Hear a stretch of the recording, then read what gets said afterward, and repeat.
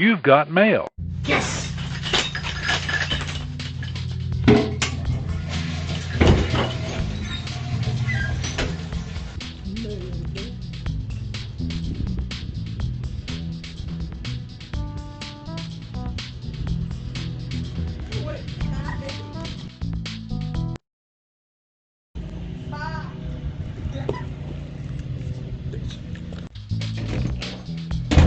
Yes!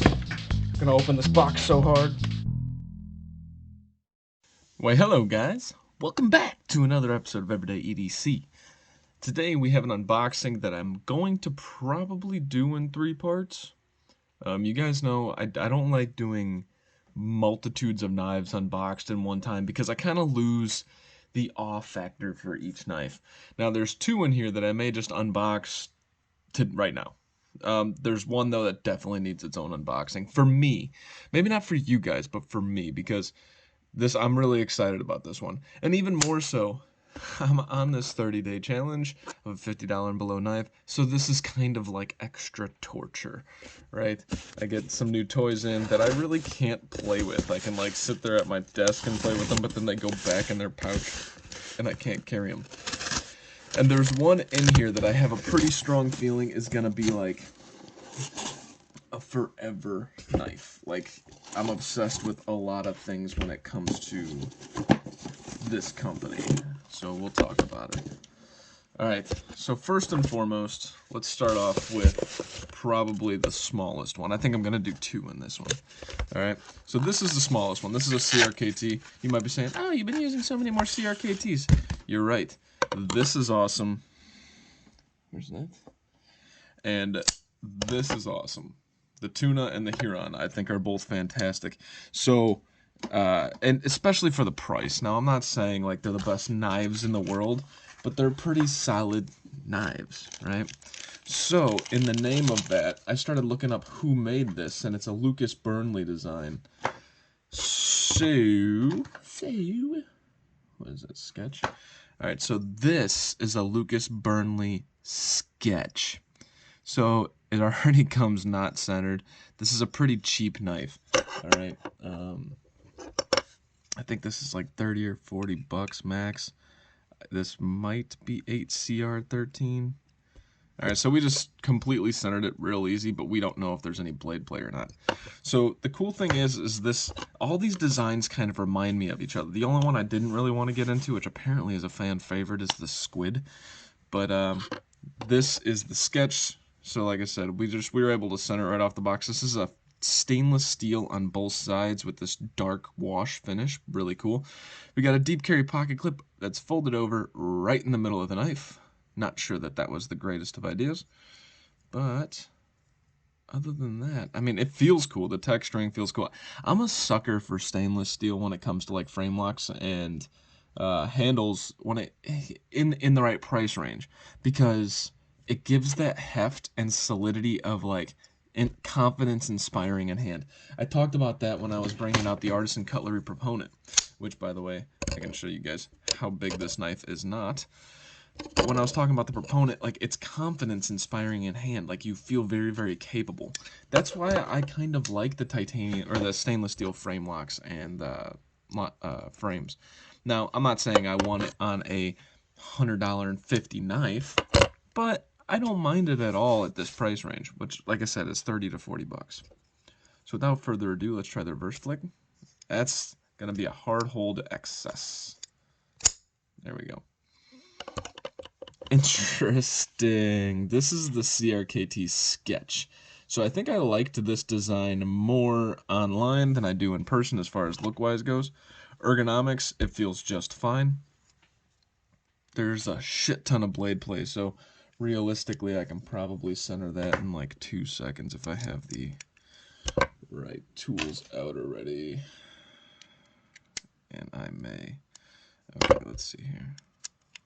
I'll just do this on screen for you guys. I'm going to loosen up the pivot there. I'm going to loosen up, if I can, I'm going to loosen up the frame side screws. That's, holy shit. I am not sure how that happened. I wish I got that on camera. Alright, so my Torx head just broke, but it sparked. That was freaking cool. I wonder if I could still use this. It like broke off perfectly. This isn't smart, by the way. If your Torx head breaks, don't still use it. Yeah, I don't recommend it. Alright, so I might not be able to fix this right now because I got to figure out that Torx head situation. This thing, once it's tight, is going to be really, really hard to access. Once it's not tight, it's fine, but I got a little bit of blade play there. So if I tighten it up to where it's no blade play, accessing this and getting to it's going to be difficult. With your thumb, it's probably a little bit easier, but you got to use your meat. So this is a full hollow grind with a sheep's foot style blade. The reason I got this is because of my Huron. I've been carrying my Huron. I love the Huron. I really do like the tuna. So I was like, all right, let's check out another Lucas Burnley. And if you look, there's so many kind of similar aesthetics here, right? The sketch is a little bit shorter. It's got a similar blade profile. I mean, the cutting edge is exactly the same, short of, I think maybe like an eighth of an inch less. But then you have this deep hollow grind coming out towards the edge. So it's pretty cool, and I just wanted to check it out because I was a fan and did choose the CRKT Huron as kind of like the poster boy for the $50 and below. Paper cut this. Not the sharpest of it. It actually feels really... It actually feels sharp as hell, but it feels coarse. Let me see something here.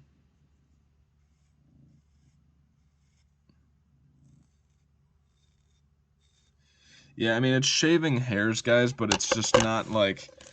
It's not the most, like, refined edge, which isn't bad. I mean, you've heard Neve's Knives talk about how sometimes it's better to have that 600 grit edge over, you know, that super polished edge. Well, this is that super low grit edge. That's what you get with that bite. FYI, with the Huron, I didn't change out, I added phosphor bronze in there, took a little bit off the Teflon, then added some phosphor bronze, and the action on this is buttery smooth. It's not falls shut a lot of the time, but it is buttery smooth. This is probably the best, and I put a new edge on it, probably the best form of the Huron that exists. I mean, short of somebody's custom work. Feels really, really good. Alright, so I don't really have too much more to say about this. Obviously, this needs some rehab, and I had a spark fly out. That was friggin' cool. God, I wish I caught that on camera. Alright, and that was all because my bit actually snapped trying to get those out. They weren't that tight. It was just the bit was probably done in the first place, right? Alright, so this is the Lucas Burnley CRKT sketch. That's difficult to get in there.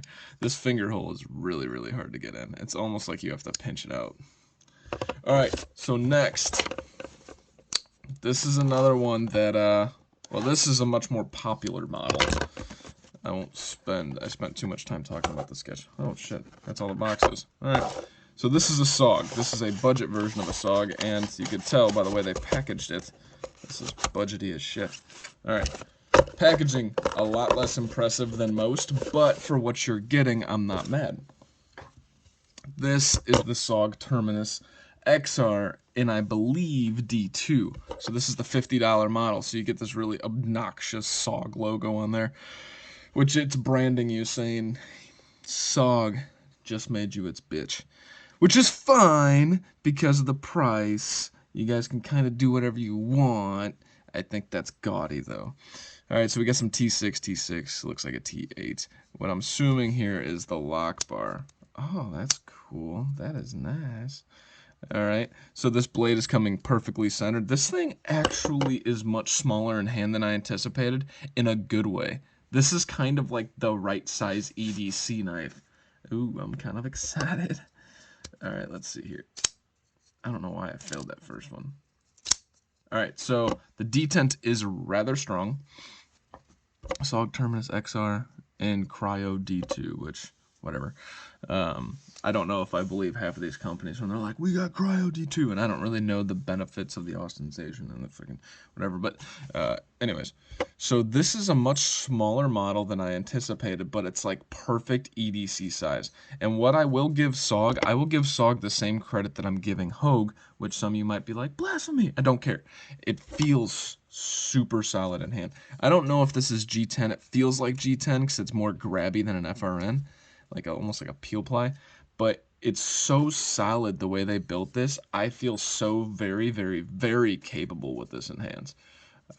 Just it feels really, really good. This blade stock is super thin too. If I had to guess, do I have it anywhere around me? Maybe.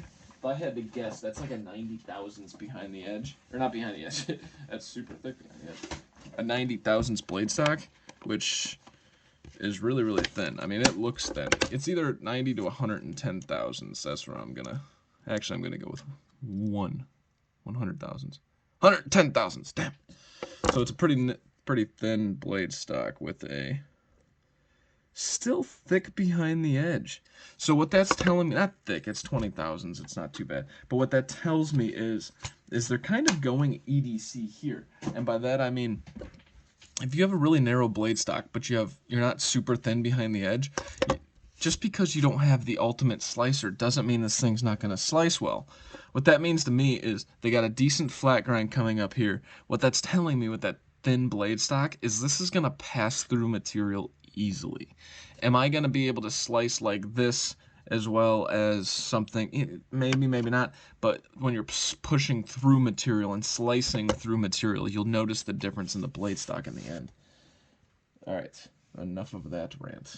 Let us take a look at the sliceability. And I can honestly say, after that big rant and me sticking up for them, it's sharp, okay? But it is nowhere near the sharpest that I have felt. Let's check out my Huron. This was my edge that I put on it. Alright, so kind of like buttery smooth in a way.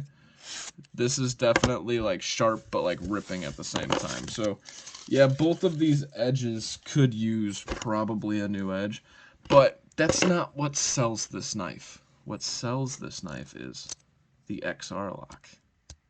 Ooh, that's a tight one there. And the XR lock acts as the detent as well, because I'm sure it's the same as the axis lock. You can reverse flig it. It's a little pointy and it hurts, but I can tell you that it works out really, really well. And you can do everything you want with the XR lock that you can with the axis lock. And to be perfectly honest, the XR lock kind of feels a little bit more stable in hand. You definitely don't feel like there's going to be... I mean, with Benchmade, let's be honest, I don't feel like I'm ever going to break it. I think the fairy tales of breaking axis springs are one person broke a spring and told all his friends, and then all his friends were worried that their spring was going to break. I know it happens, but does it really happen as frequently as we say? Because metal just doesn't snap when it's built to do what it's doing. Anyways, I just realized I've been doing this whole thing with my lights off. No wonder it's freaking dark. Alright, sorry. I was like, man, this feels weird. So anyways, long story short, I think this is a fantastic EDC knife. This is really, really cool. It's really compact, and it, to me, just kind of definitely screams EDC. Now, the detent is super strong on this. No real back and forth, no up and down. This one, as I said, has... This is the sketch, in case you guys seen it in the dark-ass light the whole time. This is the sketch. Oh, okay. So actually, it's... I don't know what I did to it by just playing with the screws. There's no back and forth, and there's no up and down right now. So that's cool. And the action is pretty sweet still. So good. Alright, so... My fears were not confirmed. This is on Teflon washers. Anyways, so these are going to be the only two unboxings that I do in this video. The CRKT Sketch, pretty cool knife. Kind of more ugly in person than in pictures, so kudos to you, Blade HQ. And then the SOG Terminus, very, very cool. I actually really, really like this. This is just one, this is already one that I'm like, yo, if you want a budget knife, I feel like this is one where I could steer people to because it's so solid.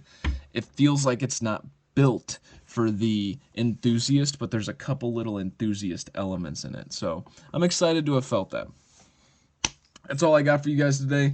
I'm going to wrap this up and then start right back up on the next unboxing, which is the Buku big one. I'm super stoked on this. You guys might make fun of me for it, but I'm really excited about it. That's all I got for you guys today. My name is Tyler. This has been Everyday EDC. You guys stay safe and have a great freaking rest of your day. Thanks for watching. Yeah.